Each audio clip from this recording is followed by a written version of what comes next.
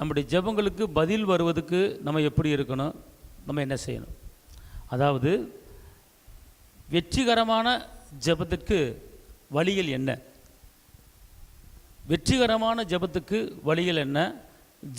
ஜெபத்துக்கு பதிலை பெற்றுக்கொள்வதற்கு நாம் எப்படி இருக்கணும் அப்படிங்கிற தலைப்பில் நம்ம என்ன செய்ய போகிறோம், இன்றைக்கி பார்க்க போகிறோம். அதுக்கு முதல் வசனமாக 2 நாளாகமம் 7:14, என் நாமம் தரிக்கப்பட்ட என் ஜனங்கள் தங்களை தாழ்த்தி ஜெபம் பண்ணி என் முகத்தை தேடி தங்கள் பொல்லாத வழிகளை விட்டு திரும்பினால் அப்பொழுது பரலோகத்தில் இருக்கிற நான் கேட்டு அவர்கள் பாவத்தை மன்னித்து அவர்கள் தேசத்துக்கு சேமத்தை கொடுப்பேன். இப்போ என்ன சொல்கிறாரு? என் நாமம் தரிக்கப்பட்ட என் ஜனங்கள். அப்போனா இயேசுங்கிற நாமம் தரிக்கப்பட்ட என் ஜனங்கள் என்ன செய்யணுமா? உங்களை என்ன செய்யணுமா? தாழ்த்தணும். அப்புறம் என்ன போட்டிருக்கு? தாழ்த்தி. எப்படி ஜெபம் பண்ணணும்? தாழ்த்தி ஜெபம் பண்ணணும். அப்புறம் முகத்தை தேடி.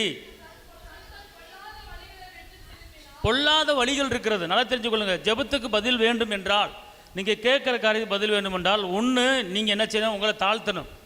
என்ன தாழ்த்தணும். அடுத்து கர்த்தர் என்ன செய்யணும்? தேடணும். அடுத்து பொல்லாத வழிகள் என்று இருக்கிறது, அந்த பொல்லாத வழிகளை விட்டு என்ன செய்யணும்? திரும்பணும். அப்படி திரும்பினா அப்போது பரலோகத்தில் இருக்கிற நான் கேட்டு உங்களுக்கு என்ன செய்வேன்? பாவத்தை மன்னிச்சு தேசத்துக்கு சேமத்தை கொடுப்பேன். அதாவது நம்மளுக்கு மாத்திரமில்ல, தேசத்துக்கே சேமத்தை கொடுப்பாராம். அல்லேலூயா சொல்லுங்க. அல்லேலூயா. அப்போ ஜெபத்துக்கு பதில் வருவதுக்குண்டான காரணம் 1 நம்மளை தாழ்த்தணும், 2 தேடணும், ஜெபம் பண்ணணும், பொல்லாத வழியில் என்ன செய்யணும்? திருப்பி சொல்லுங்க பார்ப்போம். தாழ்த்தணும் 1, தேடணும். ஏறுங்க, தாழ்த்தணும், தேடணும், பொல்லாத வழிகளை விட்டு விலகணும். விலகிட்டு நீங்கள் என்ன செய்யணும்? ஜெபிக்கணும். அப்போது நான் என்ன செய்வேன்? ஜெபத்தை கேட்டு சேமத்துக்கு உலகத்துக்கே பதில் தருவேன் அப்படிங்கிறார். அப்போ நம்மளுக்கு கண்டிப்பாக பதில் தராமல் இருக்க மாட்டோம், கண்டிப்பாக பதில் தருவார். அப்போ நல்லா தெரிஞ்சுக்கொள்ளுங்க. அப்போ இப்படிப்பட்ட காரியங்களை நம்மக்கிட்ட தாழ்மை இல்லாமல், அவரை தேடாமல், பொல்லாத வழியில் விடாமல், இதெல்லாம் வச்சுக்கிட்டு அப்பா எனக்கு அற்புதம் செய்யுங்க, அதிசயம் செய்யுங்க அப்படின்னா அவர் பதில் செய்ய மாட்டார். அப்போ ஜெபத்துக்கு பதில் வேண்டும் என்று நீங்கள் கேட்டால் நீங்கள் என்ன செய்யணும்னு கேட்டிங்கன்னா தாழ்த்தணும். அல்லேலூயா. அப்போ இதுலேருந்து என்ன தெரியுது? நம்மளுக்கு என்ன வேணும்? தாழ்மை வேண்டும். அடுத்தபடியாக எரேமியா 29:13, உங்கள் முழு இருதயத்தோடும் என்னை தேடினீர்களானால் என்னை தேடுகையில் கண்டுபிடிப்பீர்கள். என்னை தேடுகையில் உங்கள் முழு இருதயத்தோடு என்ன செய்யணுமா? ஹலோ, நீங்கள் கர்த்தரத்தில் வரும்போது, கர்த்தரில் ஜெபிக்கும் போது உங்கள் இருதயம் எப்படி இருக்கணும்? முழு இருதயத்தோட.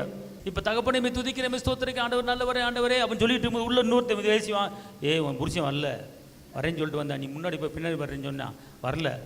இப்படி சோத்திராண்டவரே, சோத்திராண்டவரே, சோத்திராண்டவரே, சோத்திராண்டவரே, அப்பா உமக்கு நன்றி, நன்றி, நன்றி ஆண்டவரே, நன்றி ஆண்டவரே, அப்பா அப்பா அப்பா அப்படின்னீங்கன்னா அதுக்கு பேர் என்னது?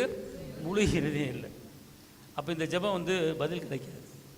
முழு இருதயம்னா உங்களுடைய எண்ணங்கள், உங்கள் பார்வைகள், உங்கள் நினைவுகள், உங்கள் சிந்தைகள் எல்லாமே இயேசு மட்டும் பார்த்துக்கிட்டு இருக்குமே ஒழிய உங்கள் எண்ணங்கள், நினைவுகள் வேறு எங்கேயுமே என்ன செய்யக்கூடாது? போகக்கூடாது. புரியுதுங்களா? அப்போ இன்றைக்கி விசுவாசிகளுக்கு ஏன் ஜெபத்துக்கு பதில் வரல அப்படின்னு கேட்டிங்கன்னா இருதயம் முழுசாக இல்லை. ஏன் இப்போ இந்த நேரத்தில் இப்போ நானே ஒரு சில நேரங்களில் ஜெபிச்சுக்கிட்டு இருக்கும்போது டக்குன்னு ஏதாவது ஒரு நினைவு வரும். நாளைக்கு என்ன செய்யணும், அங்கே போகணும், இங்கே போகணும், அப்படி வரணும், இப்படி வரணும், அப்படி நினைப்பு வந்துடுதா? அது வரத்தான் செய்யும். பட் அப்படி வர விடக்கூடாது. அப்போ கர்த்தருக்கு அது பிடிக்காது. ஏன்னா இந்த வசனம் என்ன சொல்லுது? எரேமியா 29:13 திருப்பி வாசிங்க. உங்கள் முழு இருதயத்தோடும் என்னை தேடினீர்களானால் என்னை தேடுகையில் கண்டுபிடிப்பீர்கள். என்னை தேடுகையில் நீங்க என்ன செய்வீங்க? கண்டுபிடிப்பீங்க. அப்ப என்ன அர்த்தம்? அவரை கண்டுபிடிச்சிடலாமா? நீங்க ஜெபம் பண்ணும்போது அவரை கண்டுபிடிச்சு ஜெபிக்கணும், அவரை பார்த்து ஜெபிக்கணும். அதுக்கு பேர் தான் முழு என்னது? இருதயம். அப்பனா இன்னொரு வசனம் வாசிங்க. சங்கீதம் 9:1. கர்த்தாவே என் முழு இருதயத்தோடு உம்மை துதிப்பேன், உம்முடைய அதிசயங்களை எல்லாம் விவரிப்பேன். இரண்டாவது இங்க இருங்க, நீங்க ஜெபத்துக்கு பதில் வேண்டும், ஜெபத்துக்கு வெற்றி வேண்டும் அப்படின்னா நீங்கள் முழு இருதயத்தோட ஜெபிக்கணும். ஜெபிச்சுட்டு அவருடைய அதிசயங்களை நீங்கள் என்ன செய்யணும்? விவரிக்கணும். இப்போ ஒரு ஆளை பற்றி விவரித்து பேசுகிறீங்க இல்லையா? அப்போ நீங்கள் இயேசுவை குறித்து விவரிக்கணும், ஆவியானவரை குறித்து விவரிக்கணும், பிதாவை குறித்து விவரிக்கணும். அப்போ முழு இருதயத்தோட என்ன செய்யணும்? தேடணும். தேடிட்டு இந்த வசனம் நல்லா படிங்க. சங்கீதம் 9:1 திருப்பி வாசிங்க. கர்த்தாவே என் முழு இருதயத்தோடு உம்மை துதிப்பேன். முழு இருதயத்தோடு உம்மை துதிப்பேன். உம்முடைய அதிசயங்கள் எல்லாம் விவரிப்பேன். அப்ப என்ன செய்யணும்? முழு இருதயத்தோடு துதிக்கணும், அதிசயங்கள் விவரிக்கணும். அல்லேலூயா. நீங்க என்ன பண்ணுவீங்க? உங்க தேவைகளை மட்டும் கேட்பீங்க, உங்க காரியங்களை மட்டும் சொல்லுவீங்க. ஆனா நீங்க அதிசயம் நடப்பதுக்கு அதிசயங்களை என்ன செய்யணும்? விவரித்து பேசணும். அல்லேலூயா.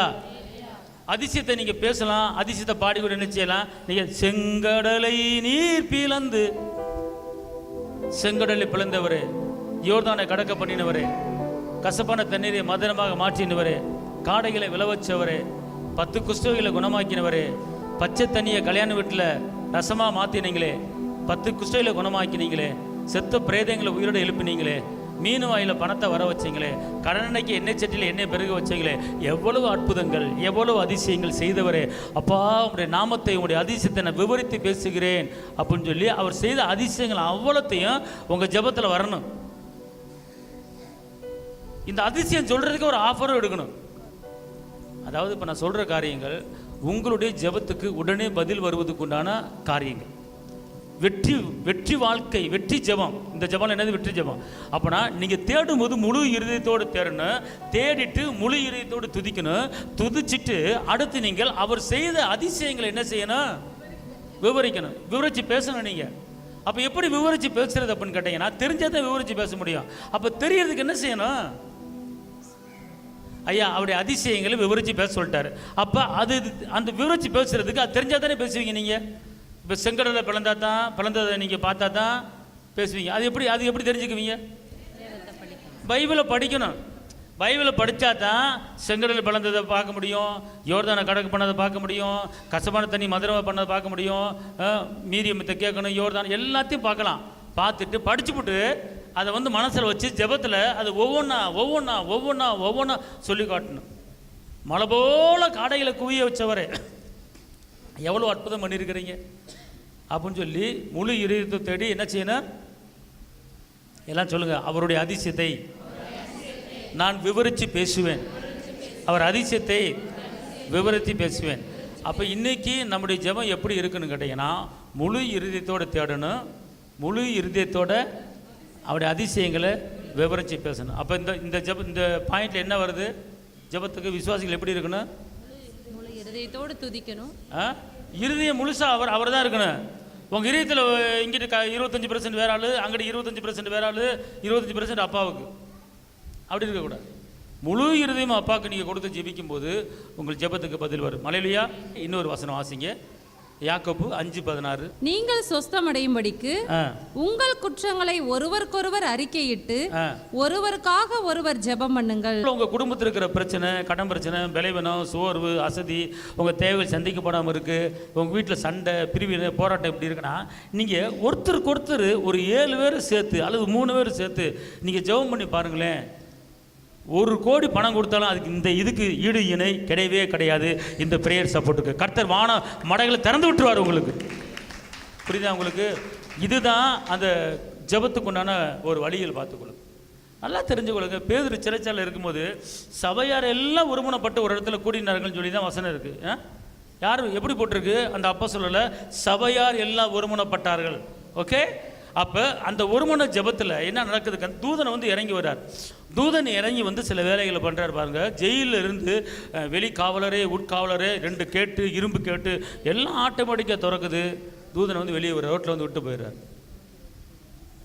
எந்த வக்கீலை பிடிக்கல, எந்த அதிகாரியை பிடிக்கல, எந்த மந்திரியை பிடிக்கல, கோர்ட்டு கேஸ் எதுவுமே போல. சபையரெல்லாம் ஒரு இடத்துல ஒருமனப்பட்டு ஜெபிக்கிறாங்க. தப்பி வைக்கிறதுக்கு பரலோகத்திலிருந்து ஒரு தூதன் இறங்கி நிற்கிறார். இறங்கி நின்று பேதுரை கொண்டு வெளியே விட்டு போகிறாரு. நடந்த காரியம். அப்போ இதே போல் நல்லா தெரிஞ்சு மிஞ்சி போனால் ஒரு 70 பேர் இருப்பாங்க அந்த ஜெபத்தில். இதே போல் நீங்கள் ஒரு மனதா அன்பா சமாதானமா இரக்கமா இன்னைக்கு நம்ம எனக்கு நாளை லீவுக்கா நம்ம 4 பேர் உட்காந்து நம்ம சபையில் உட்காந்து ஜெபிப்போம். நம்ம சபையில் உட்காந்து 3 பேரும் ஜெபிப்போம். அப்படின்னு வந்து 3 பேர் 4 பேர் 5 பேர் 6 பேர் வந்து கூட்டா ஜெபிச்சு ஒரு பாயிண்ட் வச்சு நீ இந்த முதல் என் குடும்பத்துக்கு ஜெபிப்போம், அடுத்து உன் குடும்பம் ஜெயிப்போம், அடுத்து என் பிள்ளைக்கு ஜெயிப்போம், அடுத்து உன் பிள்ளைக்கு ஜெயிப்போம், அடுத்து என் பிள்ளைக்கு கற்பதுக்கு, இப்படி ஒவ்வொன்றா சொல்லி மாறி ஒருவருக்கு நீங்கள் ஜெபிச்சுக்கிட்டு இருந்தீங்கன்னா உங்கள் ஜெபம் கேட்கப்படும். 10 லட்சம் பணம் அன்னைக்கு வந்து கையில் கிடைச்ச மாதிரி உங்களுக்கு அந்த ஜெபத்துக்கு பதில் வந்துடும். இதான் சபையும் வளரும், நீங்களும் வளருவீங்க. நீங்கள் அவன்கிட்ட பணம் கட்டி வேண்டிய போய் ஒரு 10,000 கிடைக்குமா, ஒரு 50,000 கிடைக்குமா, ஒரு லோன் பணத்துக்கு அலைய வேண்டிய அவசியம் இல்லை. நீங்கள் உட்காந்து பணத்துக்காக ஒருவருக்கு ஜெபம் பண்ணி பாருங்கள், உங்கள் தேவைகள் சந்திக்கப்படும். என் மகனுக்கு வேலை இல்லாமல் இருக்குது, ஏக்கா ஜெயிப்போம் வாங்கக்கா, ஒரு 3 பேர் வாங்கக்கா, என் மகனுக்கு சரியான வேலை இல்லாமல் இருக்குது ஜெயிப்பாக்கா அப்படின்னு சொல்லி அந்த பாயிண்ட்டை மட்டும் கொடுத்து ஜெபிக்கணும். நம்ம என்ன பண்ணுறோம், நம்ம வீட்டு பிரச்சனை எதுக்கு அங்கே சொல்லிக்கிட்டு எனக்கு ஜெபிக்க தெரியும் எல்லாம் அவர் பார்த்துக்க, அப்படி இல்லை. நல்லா தெரிஞ்சு கொள்ளுங்க, ஒரு மனது ஜெபத்தில் பெரிய மிரக்கல் இருக்கிறது. ஒரு மனது, அதான் வேதம் சொல்லிக்கிறது, சகோதரர்கள் ஒருமித்து வாசம் பண்ணுவது எத்தனை இன்பமும் ஏற்றதுமா இருக்கிறது. ஒரு மன ஜெபத்தில் அவர் அற்புதம் இருக்கிறதுங்க. ஏன் என்னுடைய நாமத்தில் 2 பேர் 3 பேர் கூடுறீங்களோ அந்த இடத்துல நான் இருப்பேன்னு சொல்கிறார்ல, அப்போ 2 பேர் 3 பேர் கூடி பாருங்க, அங்கே இருப்பேன் அப்படிங்கிறார். தனி ஜெபம் அது வேறு டிபார்ட்மெண்ட்டு, ஆனால் கூட்டு ஜெபம் அது வேறு டிபார்ட்மெண்ட்டு. சரிங்களா?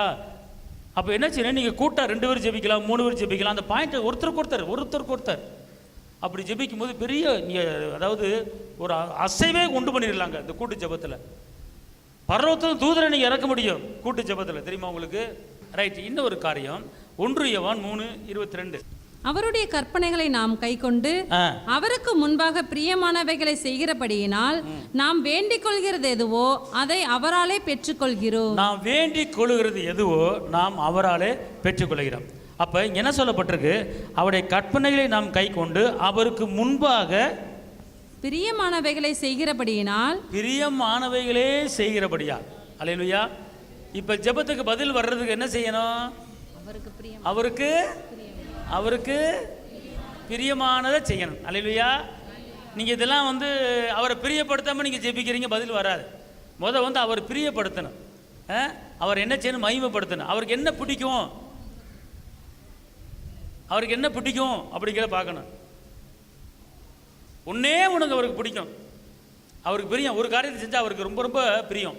அதாவது விசுவாசம் இல்லாமல் தேவனுக்கு கூடாத காரியம். அப்புறம் அவர் என்ன சொல்றாரு, நீங்க விசுவாசமா இருந்தீங்கன்னா கர்த்தருக்கு என்னது பிரியம், ஆனா விசுவாசம் இல்லாமல் இருந்தீங்கன்னா அவருக்கு பிரியம் கிடையாது. அப்ப ஏசப்பா பிரியப்படுத்துறதுக்கு மெயின் பாயிண்ட், நீங்க என்ன செய்யணும், விசுவாசமா இருந்தீங்கன்னா ஏசப்பாவை நீங்க பிரியப்படுத்துறீங்க. புரியலையா? அதாவது வசனம் இருக்குல்ல, இந்த வசனம் இருக்குல்ல, நீங்கள் அதாவது எப்படின்னா, நீ விசுவாசம் இல்லாமல் இப்போ தேவனுக்கு பிரியமில்லாத காரியம் சொல்லப்பட்டிருக்கு, வசனம் இருக்குது, எபிரேயரில் இருக்குது. புரியுதா உங்களுக்கு?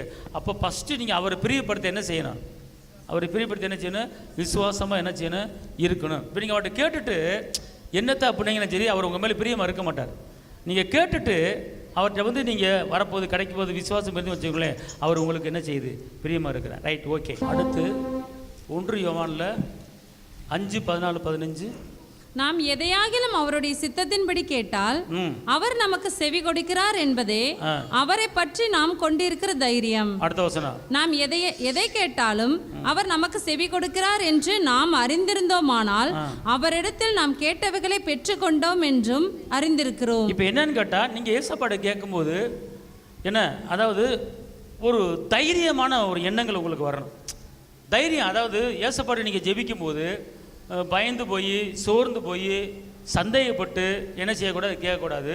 ஏன்னா நீங்கள் கேட்கும்போது எப்படின்னா, நீங்கள் எதையாலும் இடத்துல சித்தம் பண்ணி கேட்டால் அவர் நமக்கு செவி கொடுக்கிறார் என்பதை அவரை பற்றி கொண்டிருக்கிற தைரியம், செவி கொடுக்கிறார் என்பதை பற்றி கொண்டிருக்கிற ஒரு தைரியம். அப்படின்னா நீங்கள் கேட்கும்போது உங்களுக்குள்ளே ஒரு தைரியம் இருக்கணும். உங்களுக்குள்ள தைரியம். நீங்கள் சோர்ந்து போய் ஜெபிச்சிங்கன்னா சோர்வின் ஆவியோடு ஜெபிக்கிறீங்க, நீங்கள் பலவீனத்தோடு ஜெபிச்சிங்கன்னா பலவீன ஆவியோடு ஜெபிக்கிறீங்க. சரிங்களா? நீங்கள் கவலையோடு ஜெபிச்சிங்கன்னா கவலை கொடுக்குற ஆவியோடு ஜெபிக்கிறீங்க, ஒரு பதில் வராது. அப்படின்னா உங்களுக்குள்ள ஒரு தைரியம் இருக்கணும். ஏன்னா கண்டிப்பாக எனக்கு அற்புதம் நடக்க போகிறது, கண்டிப்பாக எனக்கு ஜெயம் வரப்போகிறது அப்படிங்கிற ஒரு உற்சாகம், ஒரு தைரியம் உங்களுக்குள்ள இருந்துச்சுன்னா அந்த ஜெபத்துக்கு உங்கள் சித்தத்தின்படி கண்டிப்பாக நம்மள ஒரு ஜெபத்துக்கு என்ன செய்வார், பதில் கொடுப்பார். அல்லேலூயா. எல்லாம் சொல்லுங்கள், நான் ஜெபிக்கும்போது, இனிமேல் நான் ஜெபிக்கும்போது அவர் சித்தத்தின்படி எனக்கு செய்வார் என்பதை அறிந்து நான் தைரியமாக நான் ஜெபம் பண்ணுவேன். நான் கேட்குறத பெற்றுக்கொள்வேன் என்கிற தைரியம் எனக்கு இருக்கிறது. அந்த தைரியத்தோடு நான் ஜெபிப்பேன். இப்போ இந்த காரியத்துக்கு நான் ஜெபிக்கிறேன், தைரியம் உண்டாக முடியும். இப்போ நம்மளுக்கு என்ன சொல்லுங்கள், இயேசுவே ஜெபிக்கும் போது எனக்கு தைரியம் உண்டாவதாக, ஜெபிக்கும் போது எனக்கு உற்சாகம் உண்டாவதாக, எனக்கு ஜெப ஆவியை கொடுத்து, தைரியத்தின் வல்லமையை கொடுத்து, உற்சாகத்தின் வல்லமையை கொடுத்து, தகப்பனே என்னை முழுமையாக நிரப்புங்க. அல்லேலூயா, அல்லேலூயா. புரியுதா உங்களுக்கு? சொன்னதெல்லாம் புரியலையா? இதெல்லாம் இருந்து தான் நீங்கள் கேட்கணும் அப்பாட்ட. இதெல்லாம் இல்லாமல் கேட்கும்போது ஒரு பலனும் உங்களுக்கு வராது. முதல் தைரியம் உங்களுக்கு வரணும். எபிரேயர் 10:20 வாசிங்க. எபிரேயர் 10:20. அந்த மார்க்கத்தின் வழியாய் பிரவேசிப்பதற்கு அவருடைய இரத்தத்தினாலே நமக்கு தைரியம் உண்டாயிருக்கிறபடியினாலும். இப்போ கவனிங்க, நீங்கள் ஜெபிக்கிறதுக்கு முன்னால் இந்த தைரியம் எப்படி வந்துச்சு நமக்கு? நம்மளுக்கு தைரியம் எப்படி வந்தது சொல்லுங்க. இயேசுவின் இரத்தத்தாலே எனக்கு தைரியம். இப்போ கவனிங்க, இப்போ நீங்கள் ஜெபிக்கிறீங்க. உங்கள் ஜெபம் ஒரு சில ஜெபங்கள் பரலோகத்துக்கு போகும், ஒரு சில ஜெபங்கள் பரலோகத்துக்கு போகாது, ஒரு சில ஜெபங்கள் உங்கள் வீட்டு வாசப்படியே போகாது. அப்படிலாம் இருக்குது. ஆனால் உங்களுடைய ஜெபம் உடனுக்குடன் பரலோகத்துக்கு போகணும். உங்கள் ஜெபம் உடனுக்குடன் பரலோகத்துக்கு போகணும். அதுக்குண்டான வழி இருக்குது. உங்கள் ஜெபத்தை எவனுமே தடை பண்ண முடியாது. எந்த பிசாச்சும் உங்கள் ஜெபத்தை தடை பண்ண முடியாது. அதுக்கு ஒரு வழி இருக்குது. தானியேல் ஜெபத்தை பிசாசு தடை பண்ணான்னா அப்போ அந்த தடையை நீக்கி போட்டு மிகவால் வந்தாரா? புரியுதா உங்களுக்கு? அது பழைய ஏற்பாடு காலம். ஆனால் புதிய ஏற்பாடு காலத்தில் நம்மளுக்கு ஏசப்பா ரத்தத்தை என்ன செஞ்சிட்டார்? சிந்திட்டார்.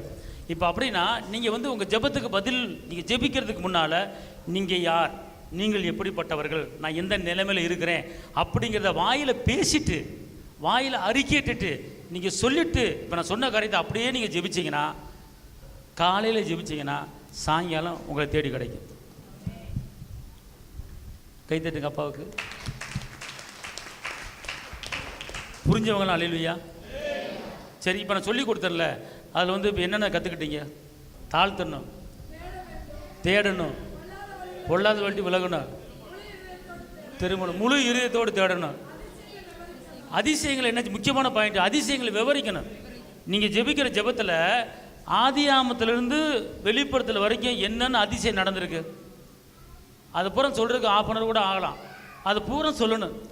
அது பூரா சொல்லிட்டீங்கன்னா அடுத்து இதை காட்டிலும் பெரிய அதிசயம் உங்கள் வாழ்க்கையில் நடக்கும்.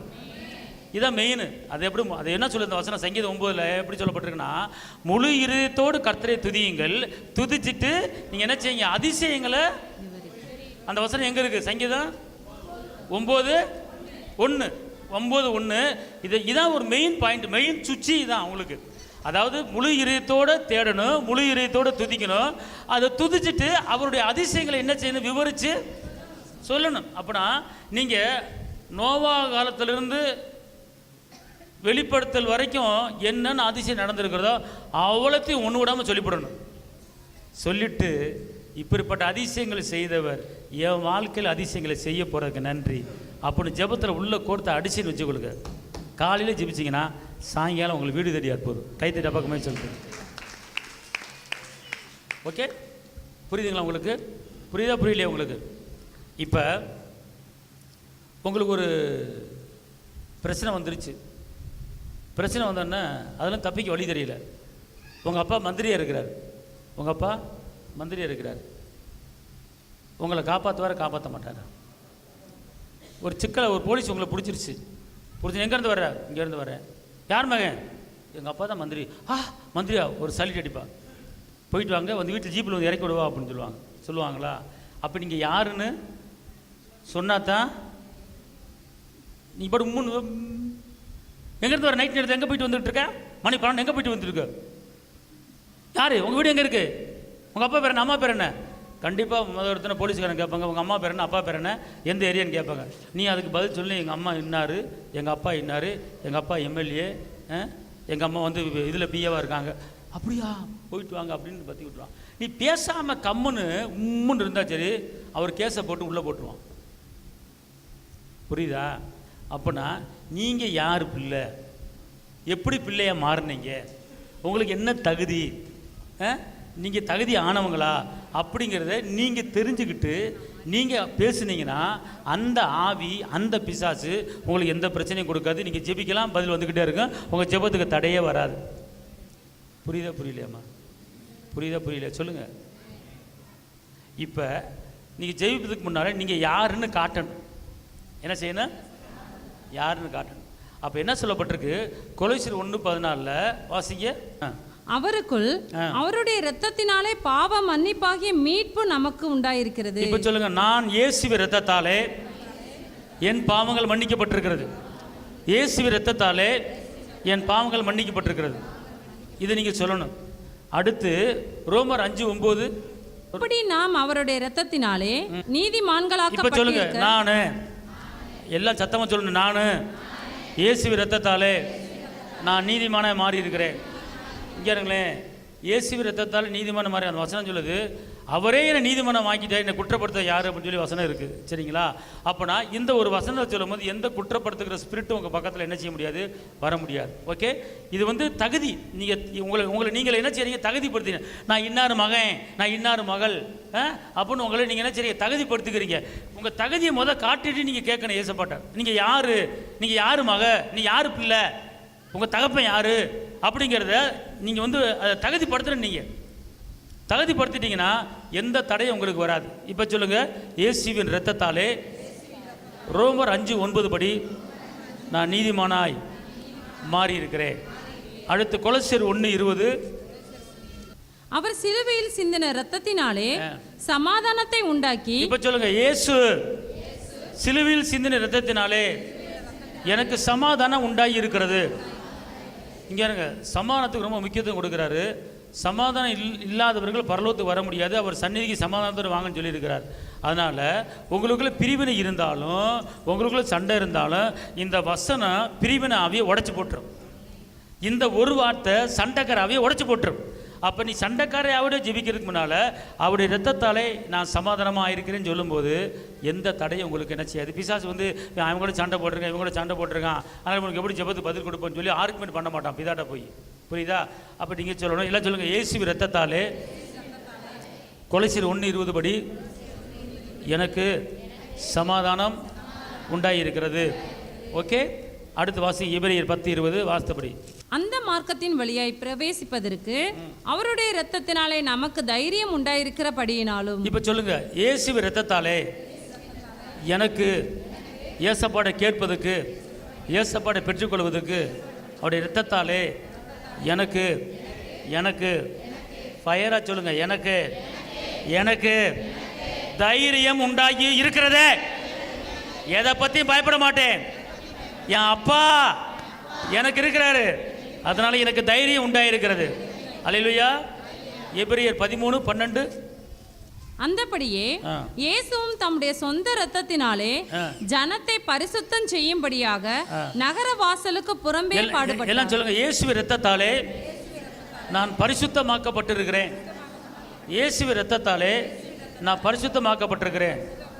மத்தேயு 26:28. மத்தேயு பாவ மன்னிப்பு உண்டாகும்படி அநேகருக்காக சிந்தப்படுகிற புது உடன்படிக்கைக்குரிய என்னுடைய இரத்தமாய் இருக்கிறது. எல்லாம் சொல்லுங்க, இயேசுவின் இரத்தத்தாலே ஏசப்பா எனக்கும் அவருக்கும் உடன்படிக்கை பண்ணியிருக்கிறாரு. நீ என் பிள்ளை, நான் உன் அப்பா, எனக்குரியது உனக்குண்டு, ஏன் சொத்து உனக்கு, ஏன் ஆஸ்தி உனக்கு அப்படின்னு சொல்லி இயேசுவின் இரத்தத்தால எனக்கு ஒப்பந்தம் பண்ணிட்டாரு, எனக்கு உடன்படிக்கை பண்ணியிருக்கிறாரு.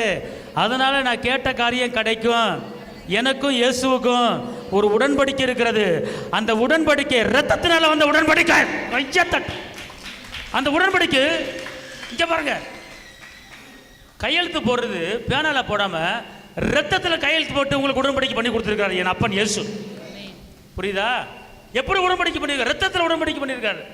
நீ கீழாக மாட்டேன் மேலாவாய் உடன்படிக்கை, மலை மேல் இருக்கிற பட்டணமுள்ள உயர்த்தி உடன்படிக்கை, உன் சந்ததி இவ்வளவாய் பெரிய இருக்க உடன்படிக்கை, நீ இடம் கொண்டு பெருகுவாய் உடன்படிக்கை, நீர்க்கலோரமே நடப்பட்ட இலைவு இருக்கிற மரத்தை போல நீ செழித்து வளர்வாய் உடன்படிக்கை. நீ வெளியே புறப்பட்டு போய் குலத்தை கடுமையில் வளர்வாய், உடன்படிக்கை. உன் சந்ததி இவ்வளவாய் பெருகி இருக்கும், உடன்படிக்கை. அநேக ஜாதிகள் ஆளுவாய், உடன்படிக்கை. உன் வெளிச்சத்தில் ராஜாக்கள் ஒளியில ஜாதிகளை கடந்து வருவார்கள், உடன்படிக்கை. அநேக ஜாதிகள் ஆளுவாய், அநேக ஜாதிகள் கடன் கொடுப்பாய், உடன்படிக்கை. இந்த உடன்படிக்கை எப்படி உங்களுக்கு எனக்கு கொடுத்துருக்காருன்னா, ரத்தத்தை சிந்தி உங்களுக்கு எனக்கு அவர் உடன்படிக்கை பண்ணியிருக்கும் போது அவர் மாறுவாரா? மாறவே மாட்டாரு. காரணம், ரத்தத்தில் கையெழுத்து போட்டு கொடுத்துருக்கிறாரு. தான் உடம்புல இருக்கிற ரத்தத்தை எடுத்து, மகளே நீ என் பிள்ளை, எனக்குரியது உனக்கு, பரலோகத்தில் இருக்கிற அத்தனை சொத்து சுகம் எல்லாம் உனக்கு நான் தர்றேன், இரும்பு தாள் முறித்து வெங்கலக்க உடைச்சு உனக்கு நான் கொடுக்க போறேன், உடன்படிக்கை பண்ணியிருக்கிறேன், நீ பயப்படாத, நீ தைரியமா என்கிட்ட என்ன செய்யலாம், நீ கேட்கலாம். கையை தட்டி அப்பாவுக்கு மகிமை செலுத்துங்க. புரியுதா உங்களுக்கு? புரியுதா? எப்படி உடன்படிக்கை பண்ணியிருக்காரு? ரத்தத்தினால உடன்படிக்கை பண்ணியிருக்கிறாருங்க. ஒரு நாடு இன்னொரு நாடு, நான் இத்தனை டன்னு கோதுமை உங்களுக்கு தர்றேன், நீங்கள் அதுக்கு இத்தனை டன்னு மைதாக்களுக்கு கொடுக்குன்னு சொல்லி ஒரு உடன்படிக்கை போட்டு கையெழுத்து போடுவாங்க. 2 பிரதமர் உடன்படிக்கை பண்ணுவாங்க. அது 5 வருஷத்தில் மாறி போயிடும். ஆனால் இவர் கையெழுத்து போட்டு கொடுத்துட்டாருன்னா, ரத்தத்தில் கையெழுத்து போட்டு கொடுத்துட்டாருன்னா, சாகிற வரைக்கும் அதுலேருந்து மாறவே மாட்டார். அது கண்டிப்பாக அது நிறைவேற்ற வல்லவராக இருக்கிறார். இப்போ உண்மையிலே நீங்களும் நானும் எவ்வளோ கொடுத்து வச்சவங்களா இருக்கிறோம், எவ்வளோ புண்ணியம் பண்ணியிருக்கிறோம். ஆனால் அந்த ஃபீலிங் நம்மளுக்கு இருக்கா கொஞ்சமாச்சு? விடிஞ்சா அடைஞ்சா இப்போ நீங்கள் கேட்குறதுக்கு எப்படி இருக்குங்க? அப்பா எவ்வளோ பெரிய ஆள், அப்படி ஒரு தைரியம் வருதா உங்களுக்கு? வரலையா? வரலையா? ஆனால் வீட்டுக்கு போனால் ஓ, இந்த தைரியம் உங்களுக்கு என்ன செய்யணும்? வரணும். எப்போ வரும்னு கேட்டால், இந்த வார்த்தையை சொல்லும்போது. யோவான் 6:54, என் மாம்சத்தை புசித்து என் ரத்தத்தை பானம் பண்ணுகிறவனுக்கு நித்திய ஜீவன் உண்டு. அல்லேலூயா. இப்ப என்ன சொல்றாரு? ரத்தத்துல என்ன இருக்கு? நித்திய ஜீவன். நித்திய ஜீவன் என்ன அர்த்தம் சொல்லுங்க பாப்போம். இந்த பூமியில உயிர் போயிருதா? இந்த உயிர் போயிருதா? இந்த உயிர் நேரம் அங்கே போயிடும், இலைப்பாறுதலுக்கு போயிடும். ஓகே, அப்படின்னா நம்மளுக்கு இதுலேருந்து என்ன செய்யுது? மரணமே உன் கூரைங்க, பாதல் செய்யுங்க. அப்போ ரத்தத்தினால் நம்மளுக்கு என்ன வந்திருக்குன்னா நித்திய ஜீவன். அந்த ராஜாதி ராஜா இயேசு மகாராஜாவுக்கு எத்தனை கோடி நடி சொன்னாலும் பார்த்தா கையை தட்டி வாங்கி செலுத்துங்க. அல்லேலூயா. நித்திய ஜீவன் அவர் நம்ம கொடுத்துருக்கிறார். எப்படி கொடுத்தார்? ரத்தத்தை சிந்தி. எவ்வளோ கிருபைகள், எவ்வளவு அற்புதங்கள், எவ்வளோ அதிசயங்கள் ரத்தத்தை மூலம் வாங்கி கொடுத்துருக்கிறார். அப்போ நீங்கள் ஜெபிக்கிறதுக்கு முன்னால் இதை பூரா நீங்கள் என்ன செய்யணும்? வாயை திறந்து சொல்லி, நான் இதுக்கெல்லாம் தகுதியானவள், நான் தகுதியாக இருக்கிறேன் அப்படின்னு சொல்லி செய்கிறீங்களா? செய்யலே தெரியல, நான் சொல்லி கொடுக்குறேன். என்ன செய்யணும்? தைரியம் இருக்கவும் சொல்லிட்டு இங்கே இருக்க. வராத காரியத்தை நீங்கள் வர வைக்க முடியுங்க, முடியாத காரியத்தை முடிய வைக்க முடியுங்க. நீங்கள் யாருன்னு சொல்லி காட்டணுங்க. கடைசி ஒரு வசனம் வெளிப்படுத்தல் 12:11. மரணம் நேரிடுகிறதா இருந்தாலும் அதற்கு தப்பும்படி தங்கள் ஜீவனையும் பாராமல் ஆட்டுக்குட்டியின் ரத்தத்தினாலும் தங்கள் சாட்சியின் வசனத்தினாலும் அவனை ஜெயித்தார்கள். இப்ப இங்க இருங்க, எவ்வளவோ காரியங்கள் பண்றீங்க, தோல்வி வருது. ஒரு வேலைக்கு போறீங்க, தோல்வி. ஒரு பிசினஸ் பண்றீங்க, தோல்வி. ஒரு வியாபாரம் பண்றீங்க, தோல்வி. நான் என்ன சொல்றேன் தெரியுமா? உங்க தோல்வியை ஜெயமா மாற்றக்கூடிய வல்லமை இந்த வெளிப்படுத்தல் 12:11. வெளிப்படுத்தல் 12:11. மரணமே வந்தாலும் சரி, மரண போராட்டமே வந்தாலும் சரி, அதிலிருந்து தப்பி வைக்கும்படி இயேசுவின் இரத்தத்தாலும் சாட்சியின் வசனத்தாலும் நீங்கள் ஜெயிக்க பிறந்தவர்கள். இயேசுவின் இரத்தத்தாலும் சாட்சியின் வசனம் நம்ம ஜெயிக்க பிறந்திருக்கிறோம். அல்லேலூயா. அல்லேலூயா சொல்லுங்க. அல்லேலூயா. இப்போ இந்த வசனங்களை பூரா சொல்லிவிட்டு இந்த வசனம் பூரா சொன்னீங்கன்னா நீங்கள் இயேசுவோட கேட்கறதுக்கு தகுதியானவர்கள், அவர் பிள்ளையா தகுதியாக இருக்கிறீங்க என்ற அர்த்தம். நீங்கள் வந்து வெள்ளை பேப்பரில் கையெழுத்து போட்ட ஆளில் பத்திரத்தில் பட்டா போட்டிருக்கு, உங்களுக்கு ரத்தத்தில் பட்டா போட்டு கொடுத்துட்டாரு. அப்போ நீங்கள் ஏசப்பாட கேட்கறதுக்கு ஃபுல் பவர் இருக்கு, ஃபுல் ரைட் இருக்கு. காரணம் என்ன? எல்லாமே ரத்தத்தில் நீதிவானை மாற்றிட்டாரு, பாவத்தை மன்னிச்சிட்டாரு, ரத்தத்தில் சம்மதம் கொடுத்தாரு, ரத்தத்தில் தைரியம் கொடுத்துட்டாரு, ரத்தத்தில் நித்திய ஜீவனை கொடுத்தாரு. ரத்தத்தினால நீ தோல்வியை ஜெயமாக உன்னால மாற்ற அமைக்க முடியும். புரிஞ்சவங்க அல்லேலூயா சொல்லுங்க. ஜெபிப்பதுக்கு முன்னே நீ தனிப்பட்ட முறையில் ஜெபிக்கிறீங்களா? ஜெபிக்கும் போது இந்த வசனத்தை பூரா சொல்லுங்க. ரத்தத்தில் என்னென்ன கிடைச்சிருக்கு சொல்லுங்க பார்ப்போம். பாவ மன்னிப்பு, பாவ மன்னிப்பு, தைரியம், நீதிமான், சமாதானம், பரிசுத்தம், உடன்படிக்கை, நித்திய ஜீவன்.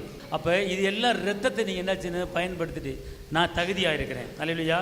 இப்போ சொல்லுங்கள், இயேசுவின் ரத்தத்தால் என் பாவங்கள் மன்னிக்கப்பட்டிருக்கிறது. இயேசுவின் இரத்தத்தால் நான் விடுதலையாக்கப்பட்டிருக்கிறேன். இயேசுவின் இரத்தத்தால் நான் சுகமாக்கப்பட்டிருக்கிறேன். இயேசுவின் இரத்தத்தால் நான் மீட்பு அடைஞ்சிருக்கிறேன்.